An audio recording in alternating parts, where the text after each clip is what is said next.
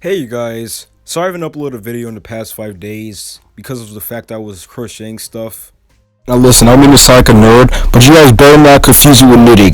Crocheting is not knitting, it is two different things. Crocheting only needs one needle. One needle! But yeah, besides that, I've also been watching some good YouTube videos. Yeah, just age appropriate, 100% good, productive, nice YouTube videos that are totally for children. Oh my god! So you guys like Dunkin' Donuts, right? Well, I bet you guys will love Duncanville. Okay, I'll admit, that joke was kind of horrible. Anyway, so for this video, we're going to be reviewing Family Guy Simpsons clone number 1762. By the way, give credit for credit is due. This review was requested by my older twin brother, Tinkerbro. You know, the guy who I mentioned in my first live stream. Yeah, so I want you guys to make my brother's day and subscribe to his channel. Yeah, his YouTube channel may not be much, but either way, I mean, at least you're doing something nice for someone. After all, I heard doing nice things makes you better as a person. And besides, if I'm being honest here, his content isn't really half bad. It's actually pretty decent. Yeah, he pretty much just mostly makes like content about WWE and Nirvana and Pantera and, you know, stuff like Ed's World, you know, stuff like that. He just makes some pretty nice, decent content. But yeah, go subscribe to my brother's YouTube channel. It'll make me proud and it'll make him proud. And without any further ado, let's talk about Duncanville. So Duncanville is one of Fox's newest cartoons of 2020, and it pretty much has the exact same plot as any other Simpsons or Family Guy clone. Basically, it's just about a family either getting together or just going through some different twisted events. This show was created by Mike Scully, Julie Thacker Scully, and Amy Poehler. Yeah, you know Amy Poehler, right? She was the woman who played in some of those Xfinity commercials. So the characters goes as follows. You have your redhead teenager Duncan, who pretty much has the exact same characteristics as Gumball or Greg Heffley. So Duncan tends to be very comedic, but he's also like this sociopath, meaning that he tends to have the most inflated ego of all time. Seriously, his ego is so swollen that its size is kind of the equivalent to the watermelons that I eat once per day. Duncan will also have like these weird dreams or thoughts of him look like a total bad egg. Also, Duncan is kind of a simp. And who's that? Oh, it's Mr. MVP! Simp! Also, is it just me, or is Duncan just like never taking milk? I mean, he's completely boneless, he has scoliosis, and even when this guy sprints, he looks like a deformed kid trying to do the Naruto run. He runs so weird. Pause! What is that? Next up, we now talk about Duncan's sister, Kimberly. Now, when you look into Kimberly, along with her character traits, you can kind of see how she's like Gaz from Invader Zim. Actually, no, better than that. She's kind of like your average, everyday teenage stereotype in a movie. So, she's very attached to her phone, she's a middle child, she hates her family, and she probably gets turned on to Twilight for a living. And now we go on to talk about Jing, because, I mean, every Fox family obviously needs a newborn baby. Well, unless you count Bless the Hearts. Anyways, Jing is actually pretty nice and well-minded for her age. She's not well-minded to the point where she can make time-traveling machines like Stewie, but at least she's aware of death.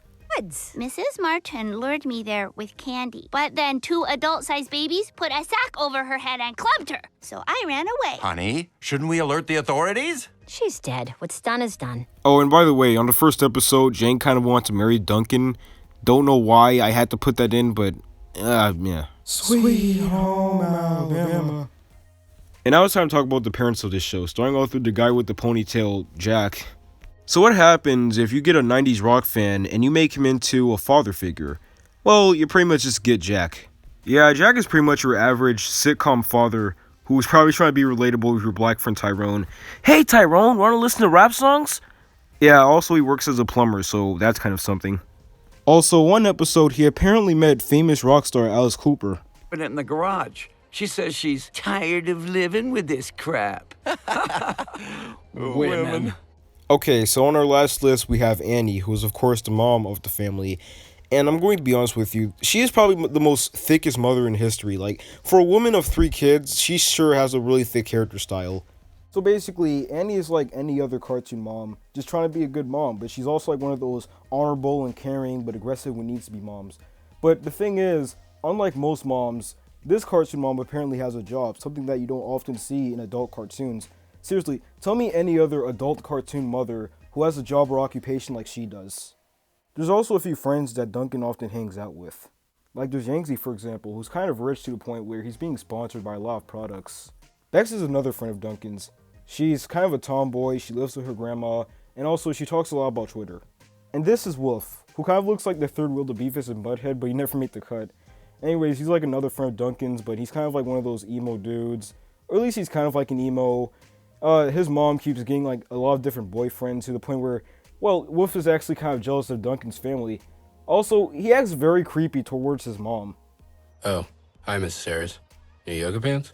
Nice. Duncan? Oh, hey, Mrs. Harris. New robe? Nice. Hey, Mrs. Harris. Black tie paintball event? Nice. Also, I just wanted to point this out, but Kimberly apparently has a thing for Wolf. And this here is Mia, Duncan's soulmate. She is a very strong liberal. By the way, Wiz Khalifa is also in the show, but he plays the principal, Mr. Mitch. Okay, I could go on and on about the main characters in the show, but then we'd be here all day. So let's start talking about the animation. Personally, I don't really think the animation looks half bad. Sure, it's obviously not the best animation out there, but it's not the worst either. I mean, it's not like too bad to the point where you want to gouge your own eyes out, so it's okay in my book. Although, if I were to give some complaints about the character designs, well, for starters, everyone does kind of look like a Bob's Burgers character. I'm sorry, but for some reason, this show just reminds me of Bob's Burgers. It is because of the fact that everyone has limbs the size of twigs. Like, everyone straight up looks like sausages. People barely even have necks at all, like, or they just have like the longest necks of all time. Everyone just looks so weird, but I mean, hey, it's Fox, what more can you expect? I mean, after all, a large chunk of Fox's cartoons have been said to be in poor taste within animation qualities. So, could the animation in Duncanville be any better? No, not really. I actually think it already works the way it is here. I'm just saying, like, imagine Duncanville if it was an anime. Actually, no, don't think about that. That's a stupid idea. Oh, by the way, the music is also pretty neat in this show.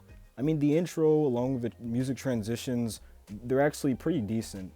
It actually kind of fits well with the visuals, in my opinion. Yeah, Duncanville is actually a pretty nice cartoon. If you're into animated sitcoms, animated comedies, then I recommend you watch this. Yeah, I didn't really think too fondly about this show at first. I actually thought it was going to be kind of boring, but then my brother convinced me to watch this, and it was actually pretty good. Yeah, this show has morals, comedies, and everything. Yeah, so that's pretty much all there is to it. Don't forget to like and subscribe. I've been Shy Guy Plush, and once again, please wash your hands. I shouldn't have to keep telling you guys this.